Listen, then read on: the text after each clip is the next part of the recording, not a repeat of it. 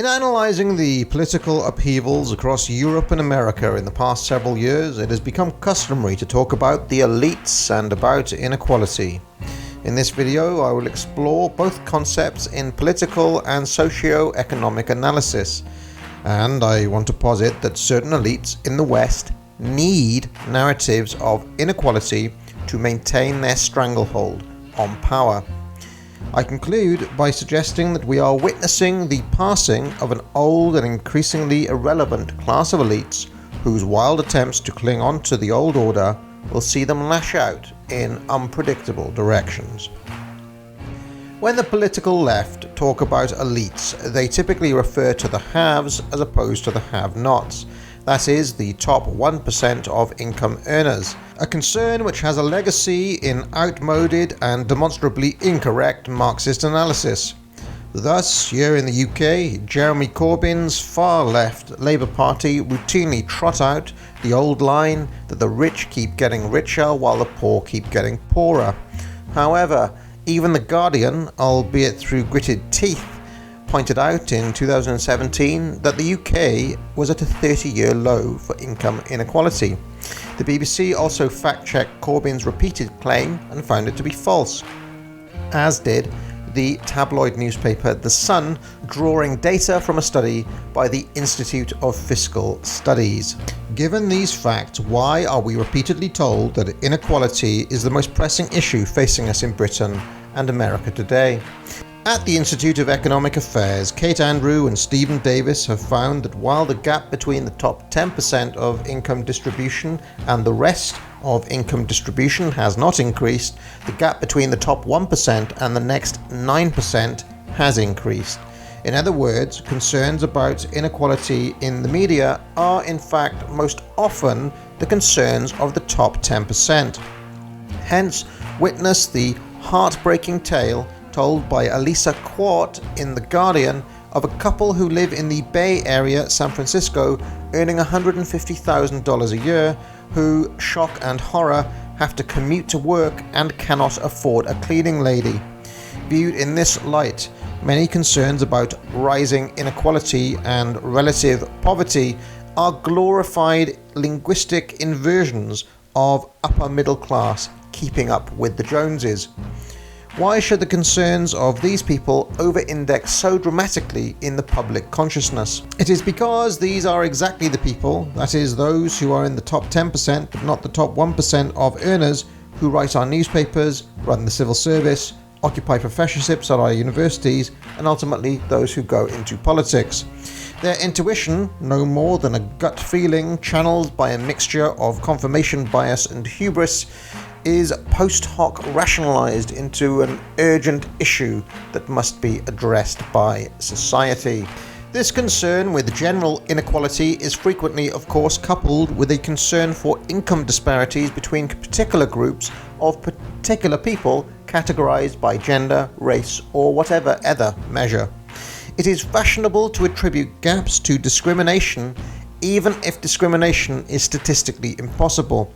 This was the case, for example, when Uber published data on 1.8 million drivers over 740 million trips, which revealed a 7% gender earnings gap, despite the fact its algorithms are gender blind. It turns out male and female Uber drivers make different choices down to how fast they drive, how long they drive for, and where they drive. As Thomas Sowell has shown in his recent book, Discrimination and Disparities, claims of discrimination seldom stand up to scrutiny of multifactorial analysis. This was much the same point that Jordan Peterson was making in his now infamous interview with a flailing Cathy Newman on Channel 4 News, which has been viewed at the current time by over 9.4 million people. Yet, despite the persistence of these facts, the confirmation bias and hubris of a top 10% obsessed with the idea that inequality is the most pressing issue facing us today will not be surprised. As I have argued elsewhere, the incentives of groupthink are such that facts and evidence literally do not matter if such a group holds certain narratives to be sacred. When those who typically oppose the left talk about elites, they most often refer exactly to these shattering classes: the political class, the media, the civil service, and those in academia. In classical elite theory, Vilfredo Pareto drew on Niccolo Machiavelli to distinguish between two types of elites: lions who emphasize their prowess and the strength of their character, and foxes who rely mostly on their cunning. Pareto argued that in Western liberal democracies, foxes have come to predominate. Hugo Dracon, writing in the far-left publication The New Statesman, has argued that we are currently witnessing the return of lions. Evidence comes in the form of Donald Trump, who is uncharacteristically, for a modern Western leader, more in the mold of the lion than the fox. The famous Pareto Principle, or 80-20 rule, is often invoked to explain wealth distribution, i.e. that 20% of the people will hold 80% of the wealth. But in many cases, it is more useful to describe other phenomena. For example, in most work settings, 20% of the staff will do 80% of the work. Ironically, this most productive 20% will likely come to be resented rather than cherished by the less productive 80%. However, for our purposes in defining the elite, Pareto argued that there will always persist an elite 20 to rule over the 80. This elite 20 in turn is subdivided into a governing elite who hold official positions of power and a non-governing elite who wield disproportionate cultural influence. Pareto's idea was adapted by Gaetano Mosca, who accounted for the persistent rule of the minority over the majority by the fact of their organization. The dominion of an organized minority obeying a single impulse over the unorganized majority is inevitable. The power of any minority is irresistible as against each single individual in the majority, who stands alone before the totality of the organized majority. At the same time, the minority is organized for the very reason that it is a minority. Members of a ruling minority regularly have some attribute, real or apparent, which is highly esteemed and very influential in the society in which they live.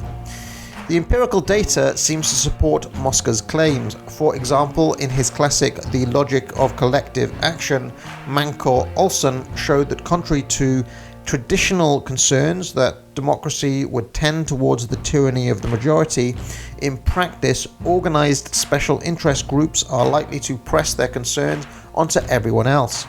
Olson shows that not only is collective action by large groups difficult to achieve, even when they have interests in common, but situations could occur where the minority, bound together by concentrated selective incentives, can dominate the majority.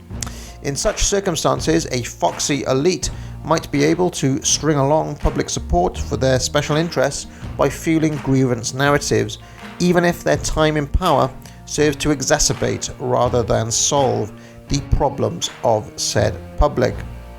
Now, this has been some aspect of the argument Candace Owens has put forward, now of course enhanced by an endorsement from Kanye West. According to this argument, the Democrats in the United States have cynically exploited black voters to push their own special interests. Let us not forget Kanye West campaigned to improve conditions of inner city life in Chicago, which is routinely, like Detroit before it, experiencing sharp decline under Democrat rule. Chicago's authorities seem to be driving away business, jobs, and therefore people. It has posted a net loss of population for 3 years running. Yet, the voting public in Detroit and Chicago keep electing the elites who oversaw such dismal changes in fortune. And with Kanye West in the past couple of weeks, we have witnessed what happens if anyone tries to speak out against this. He was hounded, mocked, slandered, and criticized relentlessly for doing so. Yet perhaps it is a marker of the declining ability of the elites to influence outcomes that when he sent his tweet supporting Candace Owens, Kanye had 13.4 million followers on Twitter, and at the time of writing, just over a week later, he currently has 28.2 million followers. I suppose that's dragon energy for you. Perhaps Los Angeles will be the next city to go into terminal decline under the rule of their Democrat elites. California has seen surges in crime recently. It has also experienced capital flight. Total disinvestment events between 2008 and 2015 were 1,687, while in the same period it ranked 48th out of 50 states for new investments.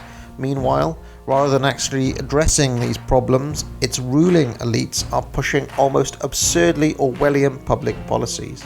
We can see parallels in Sadiq Khan's London, in which the mayor responds to soaring crime rates with diversity panels, pledges to fight hate crime online, and by virtue signalling about Donald Trump.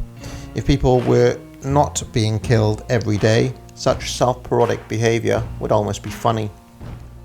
According to the Cook Partisan Voting Index, California is one of the top 3 most staunchly Democrat states, but it ranked bottom for 50 states in the recent Quality of Living Index.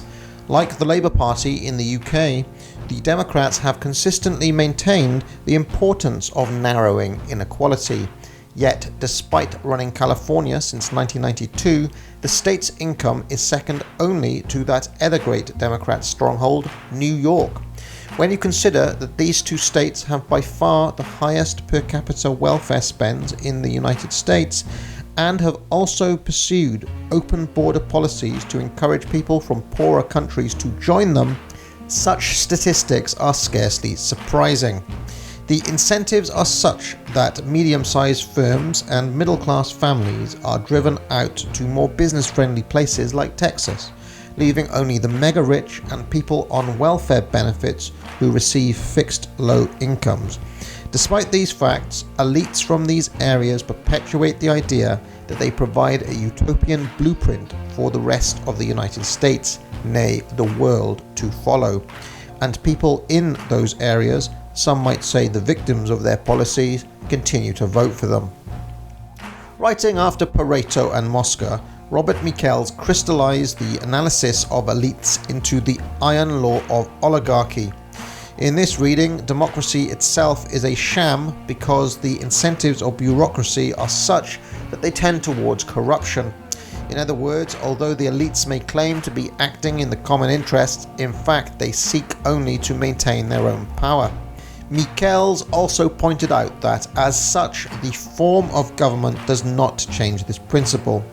As one might see if we compare Russian leaders from different historical periods, Tsar Nicholas II, Joseph Stalin, Vladimir Putin. In each case, all that took place is what Pareto calls the circulation of the elites, the swapping of one set of elites for another. Since, in this view, such elites are structurally inevitable, the best case scenario, as Joseph Schumpeter outlined, is for a choice between competing elites. However, James Burnham, who synthesized the leading exponents of classical elite theory in the Machiavellians, came to see liberal democracy as being fatally compromised by the rise of the bureaucratic managerial class. George Orwell captures the thrust of his analysis in a famous essay. The managerial class are not managers in the narrow sense, but scientists, technicians, teachers, journalists, broadcasters, bureaucrats, professional politicians, in general, middling people who feel themselves cramped by a system that is still partly aristocratic and are hungry for more power and more prestige. These people look towards the USSR and see in it, or think they see, a system which eliminates the upper class, keeps the working class in its place, and hands unlimited power to people very similar to themselves. It was only after the Soviet regime became unmistakably totalitarian that English intellectuals, in large numbers, began to show an interest in it. While Burnham's predictions may have taken time to come to fruition, I posit that a managerial revolution did take place in Britain and America sometime after the Second World War, and became most marked during the era of Tony Blair here in the UK, and Bill Clinton and George W. Bush in the United States. In The Abolition of Britain, Peter Hitchens mourns the England he knew as a boy after witnessing it go through something like the Chinese Cultural Revolution, which went into accelerated overdrive, enforced from the top down with the election of Blair in 1997. It seems to me that by this point the managerial class had become the elites in the West. The middling sort will naturally try to create a social order that puts their own interests on top. Hence, as David Goodhart documents in The Road to Somewhere, the paths to achievement and success have become increasingly narrow and academic, while traditional trades and vocational pursuits have become widely disparaged. The only road sold to the young is the one that follows from state schools to universities and then into city jobs. In The Lonely Robot, a documentary from 2007, Adam Curtis shows how managerial thinking dominated the Clinton, Bush and Blair years across all aspects of society. This period embedded the egalitarian political correctness that has recently turned toxic into every institution of the public sector and most major corporations, while the social costs of making any sort of value judgment on anyone was put at such a premium it might as well have been outlawed. In this video I have suggested that in the 90s and the 2000s we saw the near complete capture of political and cultural power by the managerial class, who became the new elite, in the truest sense of that word. One key strategy for maintaining power throughout this time has been to highlight inequality in order to manufacture outrage and therefore majority consent to their minority rule. Because these people conquered every institution, including the political parties, including those nominally against utopian visions of social levelling, and they captured also the judiciary, democracy itself started to break down and made people wonder if elections had become meaningless. What is currently being decried as outbreaks of populism by those very elites is simply the majority signalling that the managerial class have had their time. Every day in the media and in our universities we are seeing the spasms of an old and increasingly irrelevant regime whose power is being challenged for the first time in maybe 30 years, if not longer. They will not go without a struggle, and as history has shown, they always fight dirty, while facts have practically no bearing on their conclusions. The attacks will become wilder, the voices more shrill, the erratic behaviour ever more unpredictable, but in the end, as with every set of elites, they will be replaced. And a very special thanks to Sir Percy Blakeney, the Crimson Satyr, Time Stealer, Nuri Nelson, Macadamia, Rosie Alpaca, Kuzga, Holy Spatula, Bruno Liette, Tragic Vision, Michael Burt, Ginger Bill, Blake Barrows, Charles Vincent and Edward Darragh.